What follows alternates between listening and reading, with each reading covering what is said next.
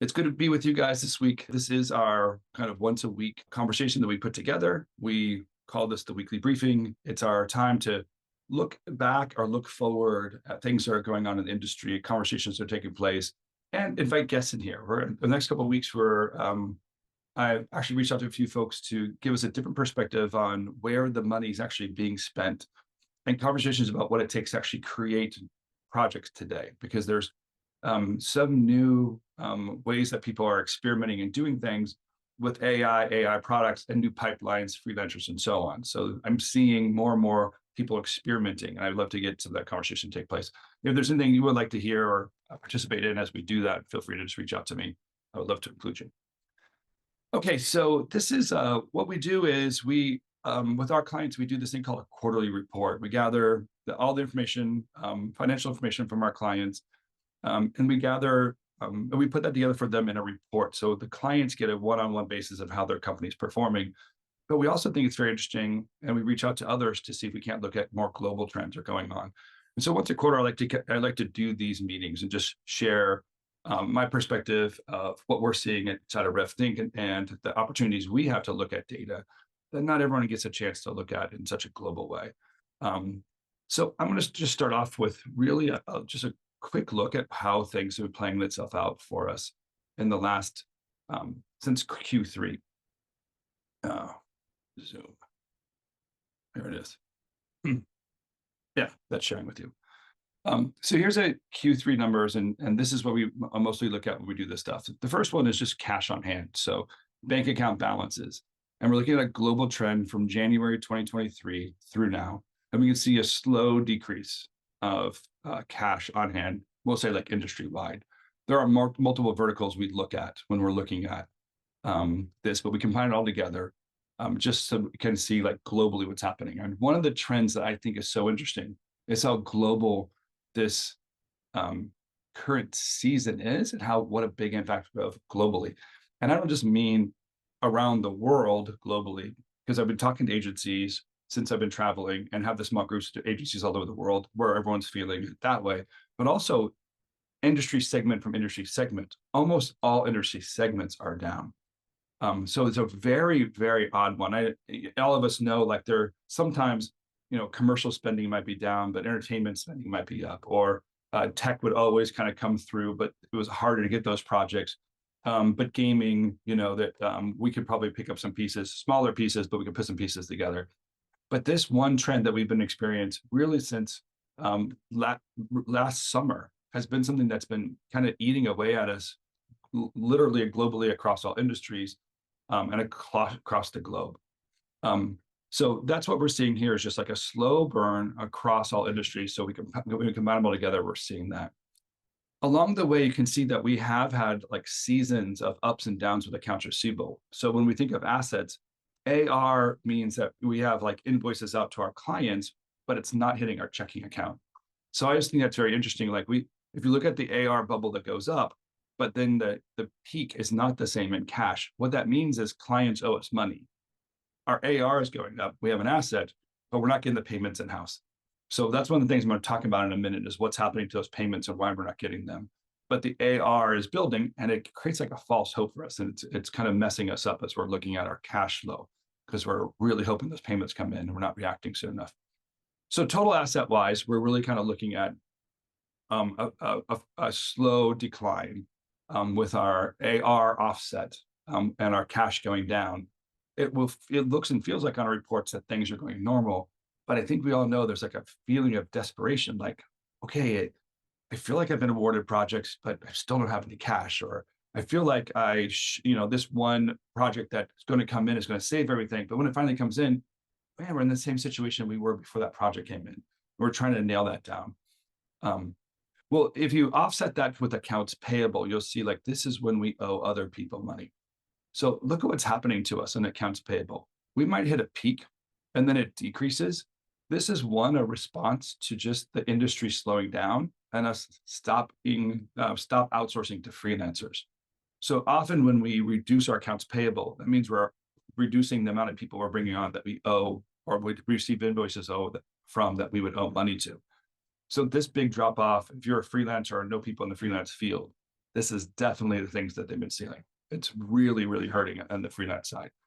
And as all us business owners would know, there are better resources or bigger resources or people that aren't usually available to do certain projects right now. And I think that's what's creating that experimental trend we're seeing, because we can tap into things that are usually very busy and we can't tap into them. So this AP trend is telling me that one piece, but also look when we pay it, like we actually are more loyal to our freelancers because we pay that thing off and that's things working itself down than our clients are to us. Our clients don't have that peak and valley. So we feel the obligation and we're pushing our cash out the door, and we're really kind of financing the industry off of our own backs. And that's, as you know, many of us that's where it hurts. When I'm running cash flow with many of you, that's where it's really hurting. One thing I did like to see is that on the debt cycle total liabilities actually kind of shrunk. Now, some of this is because of the dip in AP, but I'm really, really proud because often we run to our really bad debt, our consumer debt and credit cards or lines of credit or whatever, and that stuff increases when we're out of cash. And I can see here, either we've tapped out our credit cards, like this is the credit card max, so we can't go to that anymore and we start changing. Or sooner than later, we saw a trend. We started removing our need to spend money because we dropped out of our freelancers, and we're able to recover some of that and keep ourselves in a healthy balance. Globally, if I did all data here on this credit card thing, you can see the season that really has populated itself from us from early 2022 to now has been kind of a burn, and it's a slow increase. And I can see this on many of your balance sheets, this slow increase here. So we did have a tipping point and we're turning and correcting, but we're not returning back to 2022 numbers and 2021 numbers at this point. We're about halfway down. So one of the things I want many of my studios to do is really get yourself into cash position as soon as possible. That often means that we're really honestly like making hard decisions. We're trying to figure out who needs to be on our team. What kind of work are we looking at? And we're really speculating that workflow to be very smart on what our team members look like and how to utilize them as much as possible to do this. But there is a correction taking place in this last quarter on the credit card stuff. Okay, so that's the big picture trends. I'm happy to answer any questions as I go through this, but I want to show you real quickly what this looks like in different segments. So the first one I'm going to show you is gaming. So the companies we work with in the gaming industry, you can see what they're dealing with here is a totally different kind of trend when it comes to their total assets and cash. Really early, sooner than later, the gaming industry crashed on many of us. It's almost one of the first signs that we saw out there was tech and gaming crash sooner than the others. It made me then kind of speculate that those companies that own all those algorithms could predict the future better than the other industries. So they got out sooner and they stopped spending money sooner than later. So those big tech companies have that ability. But in the entertainment space, really entertainment space dropped way down in 2022. And those in the entertainment space are kind of feeling a flat line. You're staying busy. It's just that your company probably honestly changed in 2023, and then you're maintaining it. And many of you say to me, 2022 was the best year ever. Well, yeah, look at these huge peaks in 2021, 2022. It was awesome. But that entire entertainment segment, I mean, like broadcast companies in the entertainment space, content, well, not content, but just mostly the broadcast space, and the work of the promotion space is really something that has completely disappeared almost. We all know it. I'm not saying something you don't know. I just want to show you what the numbers look like when we're looking at that. If we look at that in the total asset space, you can see that there was some long-term AR playing itself out. So many companies could collect the accounts receivable, and then they really took a hit in late last year. I know some of you in this space, and you've said to me, "Hey, I haven't had a project since last September," and I can kind of hear that playing itself out. But there's an anomaly taking place in almost every segment of our industry, each one of these segments, where some of you, and almost truly feels like 9 out of 10 of you are feeling a low cycle, and then one out of 10 is having an amazing moment. And I have a theory about that. My theory is that when the tech companies and the entertainment companies shrunk their department, right? Some of the relationships you had disappeared. Those people were laid off, unemployed, moved on, or whatever. So your relationship moved on. And then the people remaining that had to do the work and those who had relationships with them, that person is now doing 3 times the work that they're used to. So some of you would experience winning one project and then have that client say, hey, can I give you 3 more? So you usually have a $3 or $4 million year, and you're all of a sudden you have $1 million month in January, or $1 million month in February, because that client is kind of piling something on you. I have one client in the tech space where their good relationship, big relationship, just said to them, I'm just going to give you my marketing money that I have to spend every single month, and I'm going to have you do that work for me. So they've basically outsourced a piece of the department through some of the studios. So that does throw off our global numbers when we're looking at stuff, because we're looking at multiple companies that are in this space. But it is something that many of us are experiencing, that we're seeing a down cycle. And then some of you would say, that's not true for me. And I'm saying, like, right, it's probably not true for a few of you, but many of us are kind of feeling something different. And we're on, like, I've answered so many questions of where is the money, or what kind of sales could I do? And I had to say, like, I think you got to have these relationships years ago. And there has to be such a big trust factor. And we talked about this in the fall, that trust fall analogy I gave you of someone going, like, I'm just desperate. I trust you guys. Take this work off my hand and go do it. So the environmental space and the commercial space are seeing similar trends. Environmental might be graphics for concert spaces, venues, airports, that kind of stuff, the installation spaces, and commercial. They're seeing the same thing. I don't think that they're related, but we're seeing a similar trend between them. And I have a feeling that's just like our economy trend. There was a little bit of a Christmas growth, promotion space, that kind of stuff. And Christmas, the new year hit and spending went back down. So if you're working with agencies or brands, that's a big piece of it. Okay, so that's kind of the big picture stuff I'm seeing there. I want to share with you one other trend, but before I jump to that, I want to see if anyone has any questions or thoughts or testimony that they're experiencing and would like to know something more. Ryan sent me a text message. He says, M&A really screwed up so many of us. If you're relying on anyone that became part of the Warner Brothers or Paramount merger, of course, and you were heavily into social or tech companies, you're getting hammered. Absolutely. We basically, that's that same kind of phenomenon. The amount of clients out there shrunk down through some of those mergers, didn't they, Ryan?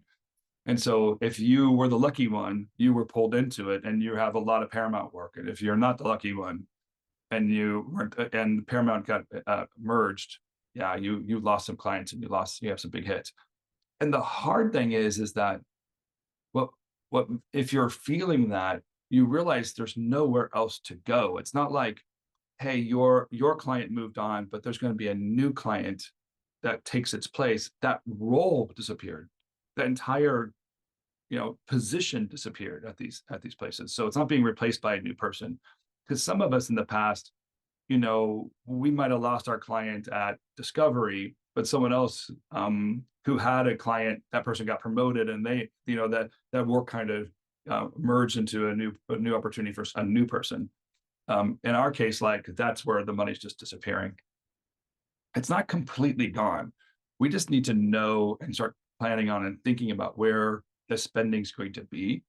And I've been seeing things on LinkedIn. I know I've been commenting on those and putting out there just to get some thoughts out there of what people are thinking and hearing. And a lot of us want to liken this to an AI fear. And I think that's a conversation that people are liking to as if someone's afraid of AI. And I don't think it's an AI fear. I think that we're all recognizing AI as a technology that's improving actually a lot of our workflow. And then specifically because of this cash crunch, we're leaning into those new tech things. We have these other resources we don't often get our hands on because they're busy as a freelancer or something like that. And we have new tech that we can try out. And we have fewer dollars to work with. So we're experimenting and actually creating some margin in our projects that we wouldn't have if we didn't apply some of this new tech to it.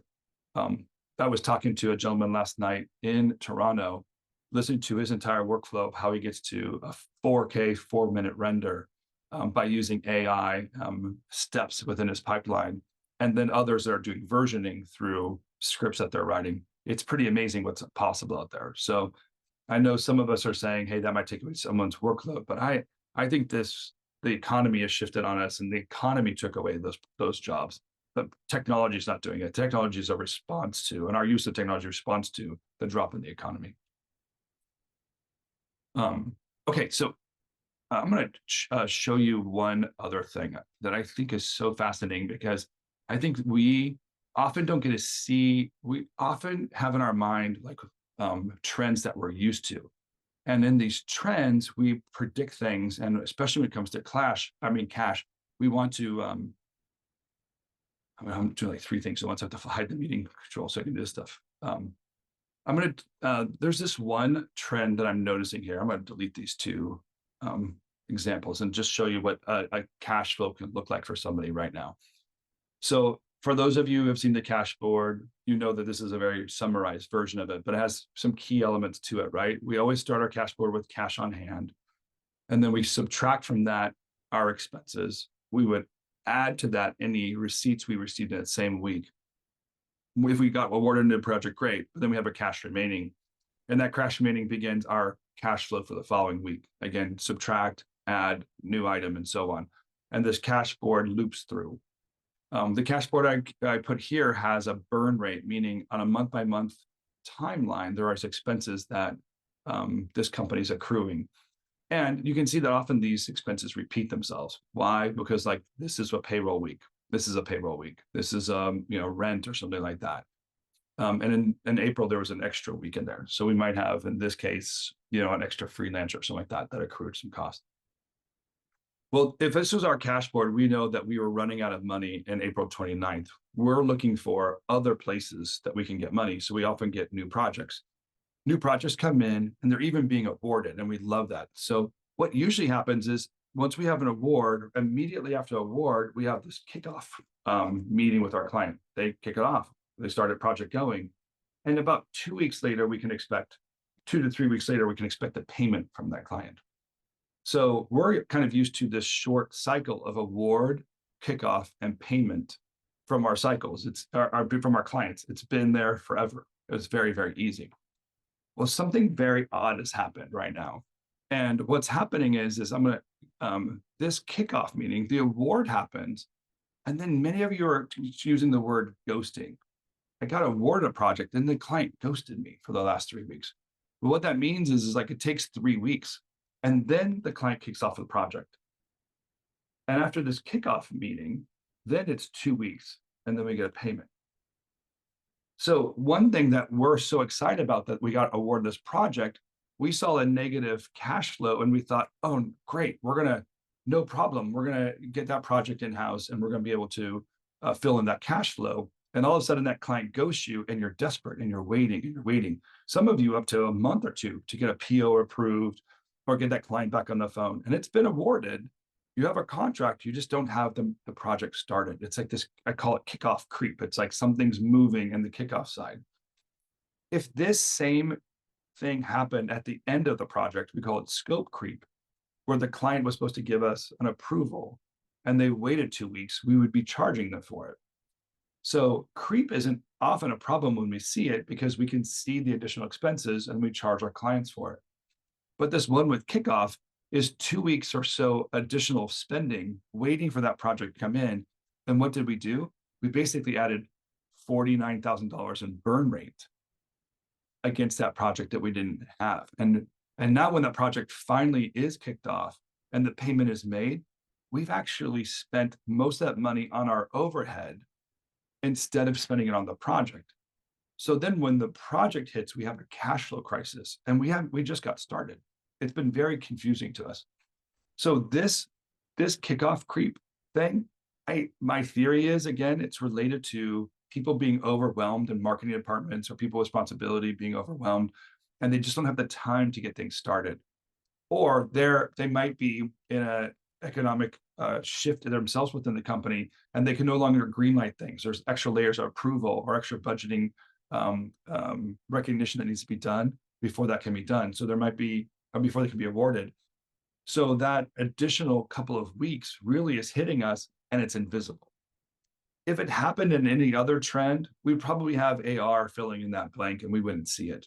Or we'd have some projects that had some kickoff push to it. But the other projects were coming in a regular cycle. But just by adding these 2 weeks, you can see that in this case, this client is taking a hit cash flow. And here's the second behavior that happens. Because we think this project's coming in, we don't go back out and sell again. Right? We immediately go, oh crap, I better get into production mode. And so you start building the team and what have you, and you now have a 2-week gap, a cash flow hit, and you don't have another award date coming up sooner than later. That's a very common trend anyway, but usually we have cash to, because the project is paying us, that we can take that cash, burn it while we win the next project and so on. That's that roller coaster that we try to get people out of, but it happened. In this case, that delay is just get us into like a cycle so uber focused on this tiny little win, wondering why they haven't given us the PO, and we're obsessed with it. We're moving debt around to figure out the gap and whatever, and we're actually not just taking responsibility and saying, hey, they haven't kicked the thing off yet. I almost would want people to say, hey, when the kickoff meeting starts, we'll get our team going. So part of our schedule now is, hey, we have a team proposed. We would like to book this team. We require you to kick off this meeting or kick off the project on this date. And if it doesn't, we have the right to change our budget or move the schedule because we're going to have to change our resources. And instead of like basically paying for our client's sins, we can figure out a way of negotiating that. So it's different words we're gonna have to put out there, different conversations and different pressure we put on our clients, but we can't be financing the first 2 or 3 weeks of a project using our overhead. The money comes in, we spend all that money on AP and we have nothing left over because we've been spending it up front. Okay, those are the major trends that are going on. And I had a lot to say. So I feel like you guys have been drinking for a fire hose for the last 24 minutes. But those who have your cameras on, I can see you shaking your head. So I think there's some recognition and confirmation this is what's happening. Does anyone else have a trend? Thanks, Jordan. Anybody else have a trend that they're seeing or things that they're realizing is a big piece of the puzzle that we're up against nowadays? How about the ghosting thing? Is that as common as I'm hearing? Yeah. Yeah, I've been hearing it at all levels.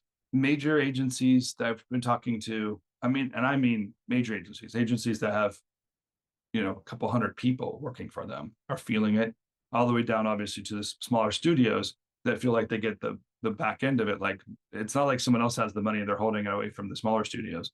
The high-end agencies aren't getting it as well. Jordan, you want to just jump on? Unmute. Yeah, I'm in a windy environment. I'm not sure if you can hear me okay. Yeah, we can hear you great. I would say this first quarter, no less than 4 times we engage, and then the producer says, oh, the budget actually is $50,000 less and includes agency travel. Oh, right. Do you right. want to package the post? No. Yeah. I mean, it's absurd. Or this, we want to talk about 2 different concepts. We don't know which is approved, but they're 2 different attacks and budgets. Like, isn't it interesting? Because in the past, we'd almost say like that agency producer is lazy or they've done something wrong, but now it's happening so frequently across so many clients. There's another pressure being put on these producers, and they just don't have their act together, or they just can't make up their mind. Which is in the past is what we've been trying to, our salespeople, our client service people, really trying to do is get that information out of the client. It's almost just like there's no information to get out of them. Isn't there? Well, in 2 cases, I'm thinking about this year, the creative director, let me make sure he's not on here. Okay. It felt like he was trying to will the project into being. Yeah. And was like, no. If we get the bid and the treatment, and then they'll want to spend this much money. The other case was a buddy said, well, could you give me like 2 different budgets? And I finally, at the beginning of the year, said, no, it's exhausting, and you have to. I want to do the higher budget. Oh, And smart. if that's not going to work, tell me and we'll adjust. But this small, medium, large package is not. It doesn't help anybody. Oh, really? Yeah, to try to position so that you can work alongside them, give them a small, medium, large. It really is like we need a greater efficiency, items approved, and get out into the field and do it. We can't sit around and play negotiation games. Yeah, I mean, I was fortunate I had someone bidding for free, but if I were paying someone by the hour to do the bid, it's 3 times as much just on someone's whim. Yeah. Yeah, that's interesting. I can understand that too. That's where like it feels like the spending is cut. Like whatever is happening to the high-end brands that are eventually the top end that's financing this stuff, those brands are realizing this is not the time to spend these kind of dollars or frivolous dollars. Thanks, Jordan. Ryan, I liked your trend you noticed too, the in-house agency shift. Yeah, I mean, it's partially anecdotal of just spending a lot more time on LinkedIn the last like couple of months for a lot of different reasons. Seen a lot more brands and agencies and even people we're currently working with on jobs successfully looking to hire in-house people who we know are for similar, if not the exact same job when that one completes. Like we've done such a good job that they're ready to hire somebody to just do that. And it's happened enough times that it doesn't feel anecdotal. It feels like both like the personal stuff in the studio and just seeing trends on LinkedIn that it seems like we have to get a lot more specific about why they would want to come to us versus, hey, we worked well last time. Let's work with you guys. You created a production method that they're replicating. They're like, oh, that's how to get it done. Now that we know it, we're just going to get it done in house. Oh, wow. Yeah, which makes me feel like we need to be charging more. Method, but it's definitely something of like you invested to find the solution, and then it just can be taken from you instead of in some ways, it feels like that really good customer service and kind of like taking care of them through the process and training them through it is almost backfiring now. Like we basically gave away something that we should have or should now be charging more for if it's going to end up just being offloaded. So that's a couple of things wrapped into one, I think, but it feels like that's a new thing, at least for us in the last like 4 or 5 months. Yeah, we saw a piece of that years ago where they would take our production files and do all the versioning or whatever. So we would set it all up, but I feel like we were paid well enough really in that initial process. And there was enough work that you could move on from it, even though we didn't like it. And now now there's really no, once the project is done, there isn't another project to go to because the industry is down a little bit and they're kind of taking our goodwill away from us. So what when you think about that, what do you think is, if you were to speculate, what would be the differentiator? I mean, we were in a room, right? Like it was very funny. We went to New York for a biz dev trip maybe a month or two ago. And it turned it kind of felt like a lot of people were excited that we weren't expected that would have time. And we took that as a good sign. But then when we went around town, it was more like the apology tour. It was more like people had enough time to actually meet with you. And they're like, yeah, sorry. We just got bought by Paramount. We're waiting to see what happens to Paramount. We don't know if we're going to merge with someone. And it was more like, we have a lot of time, but how the kids? And it wasn't what we really expected. So there was a little bit of that. But there also was like, like we went to, a perfect example, we went to Nickelodeon. And when we had been there previously, the main creative director, the main decision maker had one other person in the room with them. This time they had 9. And it was like, it wasn't just like other producers. It was like, here's my team. And okay, why would this team be excited about using you? It wasn't that explicit, but you could feel it. Like, great, cool, we've seen your reel. And what do we need to remember about you for why we would call on you? It was very like it was almost transactional in a way where it was supposed to just be like, hey, we're hanging out. We want to show what it felt like a very transactional, formal process that normally those meetings were just like, so what have you been up to? What do you do? What are you interested in? What do you have on the table? It feels like you lost that advocate that used to be there. The one person that would say, oh, you're really great. I'm going to advocate for you and get you onto projects and work with you. It's like perform in front of everybody. Yeah, and maybe not even because they didn't want to work with you, but it was more like there are some really big guardrails on reaching out. If a company's invested that much to have 9 people when they had 2, there's got to be a specific like, what do you do that we don't or can do faster or cheaper than we could while we're busy on something else? And it was just like, in some ways it's very enlightening because it's like, cool, now we know how to position ourselves a little bit tighter, at least to that one specific audience. But it felt different, definitely felt different.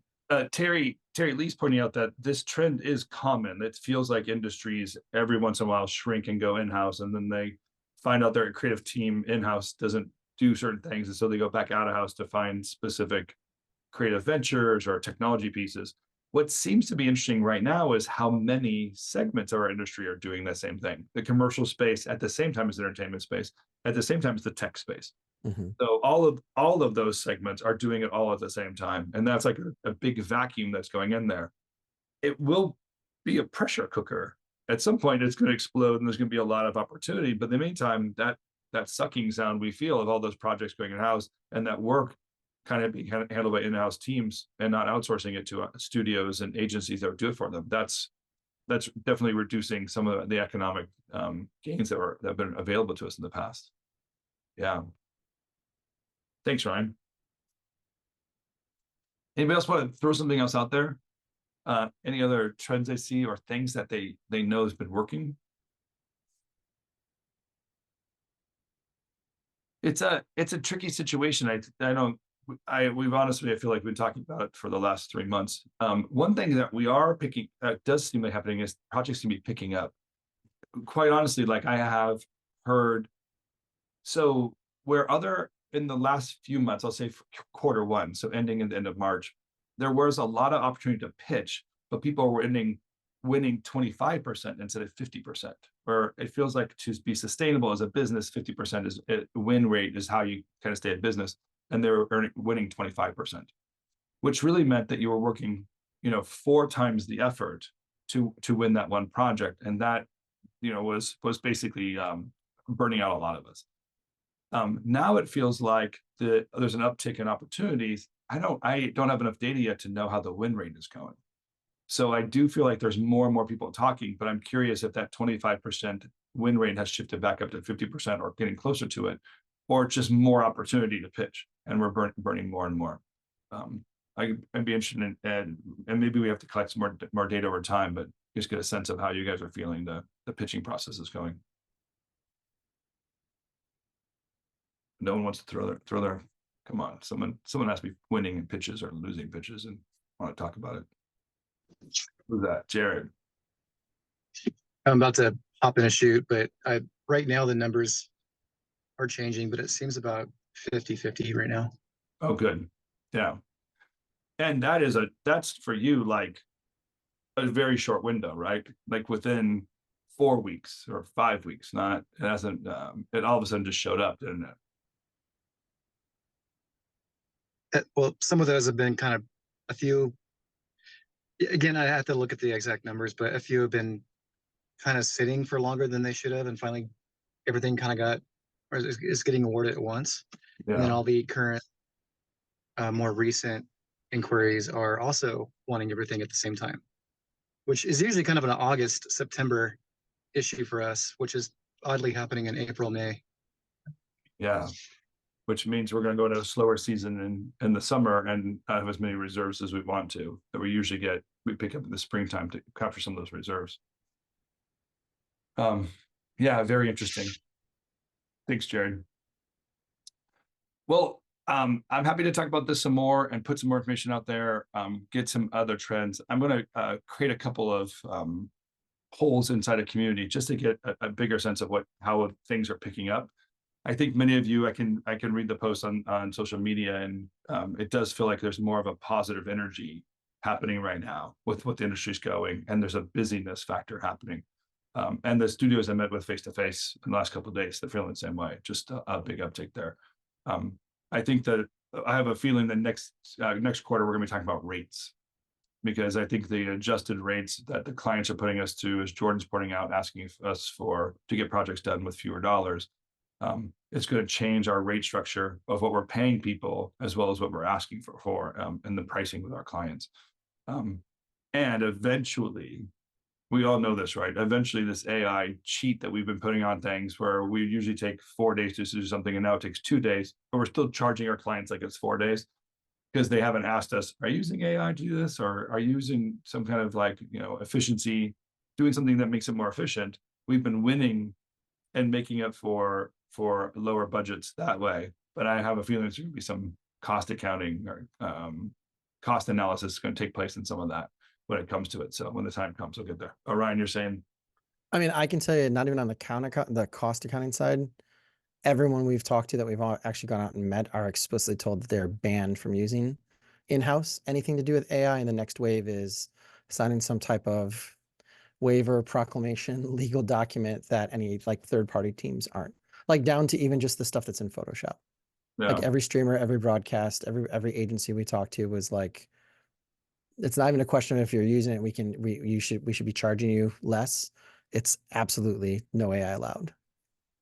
Yeah, Jason Zemico saying he already has no AI clauses in his contracts. Yeah. Yeah.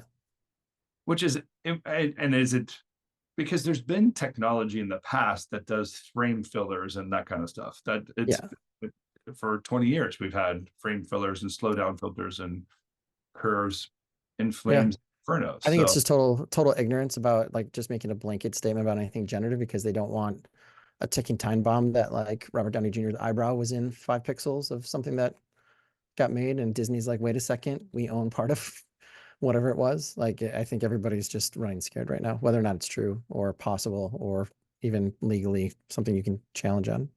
And Jason's pointing out when you put something on another platform, you're exposing your unreleased information to that platform to make some of those variables. So if there are maybe locally run or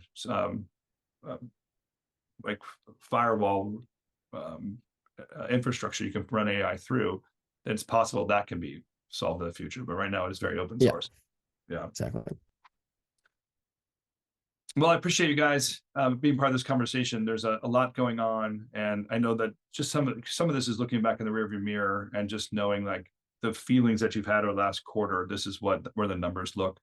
To me, this uptick that we're seeing right now in people's cash flow and accounts receivable is some encouragement. But to me, that's that big warning is it's still that weird like award date and kickoff date gap. I can see it in people's cash flow. It's the question I've been answering for the last 4 or 5 weeks is, but I got all these projects in, but where's my money? And there's actually people going into debt to finance these project awards and not actually keep the cost low until the project kicks off, because it's an unusual cycle to book freelancers and have them sit on hold for a few weeks, or have your staff who should be working on a project we're waiting for it, and we're not finding another project to fill in that gap. All right, well, thank you very much, you guys. It's good to see you all this week on the weekly briefing. We'll post this in the community. If you have any more thoughts or ideas, feel free to jump in there, and we'll see you next week. Matt, good to see your face. I know there's a few guests we have coming up in the next week or so, Matt, so we're going to be sharing this space in the next week or two. So we look forward to sharing more of these ideas with y'all. In the meantime, we'll see you next week.